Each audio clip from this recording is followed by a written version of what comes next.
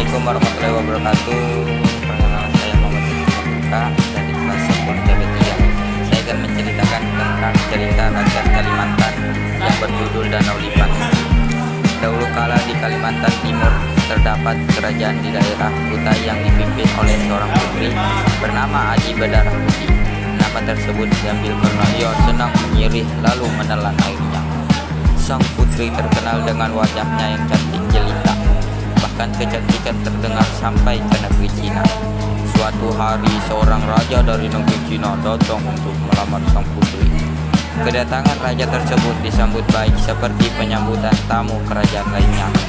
Sebagai bentuk penghormatan, sang putri pun menjamu raja dengan berbagai makanan. Sambil menyantap makanan dengan raja, sang putri diam-diam memperhatikan cara makan tamu kehormatan tersebut. Raja makan dengan lahap dan rakus. Hal tersebut membuat sang putri merasa jijik dan tersinggung. Dia merasa cara makan raja telah memperlihatkannya ketidakhormatannya dengan sang putri. Setelah selesai makan bersama bernama, sang putri pun langsung mengatakan isi hatinya, yaitu menolak lamaran raja. Mendengar hal itu, raja pun bertanya apa sebab dirinya ditolak oleh sang putri. Dengan tegas sang putri mengatakan bahwa ia tidak suka dengan cara makan raja yang seperti binatang. Setelah mengatakan hal tersebut, dia langsung pergi berlalu meninggalkan raja yang marah. Raja dari Cina tersebut sangat marah, tidak hanya karena lamarannya ditolak, tetapi karena dia juga merasa dihina. Dengan perasaan marah dan murka, dia pun kembali ke negaranya. Berbulan-bulan telah berlalu. Sang raja tiba-tiba kembali ke tanah Kutai dan mendatangi kerajaan sang putri. Namun kedatangan kedua ini bukan untuk melamarnya kembali, tetapi dengan membawa pasukan untuk menyerang kerajaan tersebut. Pasukan Raja Cina yang sangat banyak itu langsung memasuki kerajaan Putri Aji Berdarah Putih dan membunuh pertumpahan darah di kerajaan tersebut.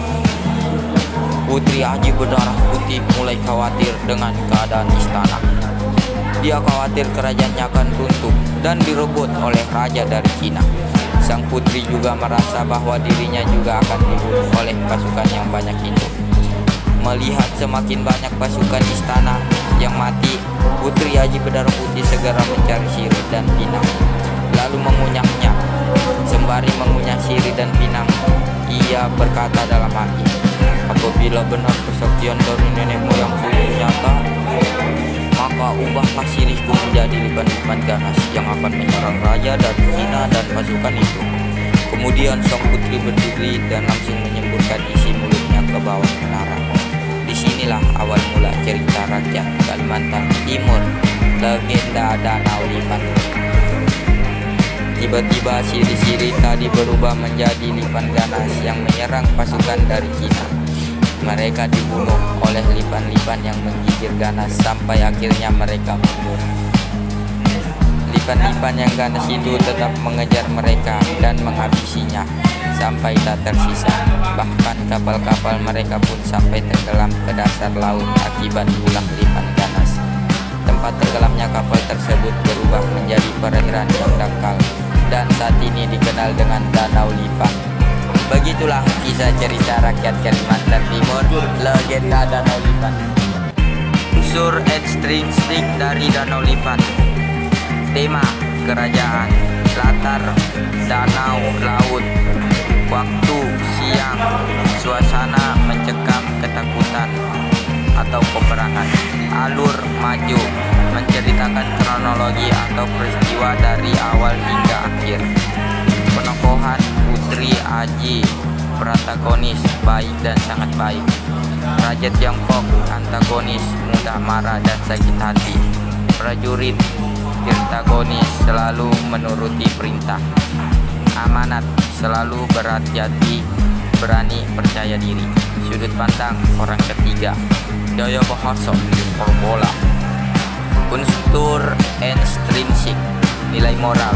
Jangan memaksa keinginan kita pada orang lain, karena keinginan kita belum tentu diterima orang lain. Kelas nilai sosial, menerima keputusan orang lain dengan lapang dada, ramah dengan tanggung jawab. Nilai pendidikan, jangan menggunakan keegoisan untuk mendapat apa yang diinginkan. Wassalamualaikum warahmatullahi wabarakatuh. Saya akhiri cerita dari saya.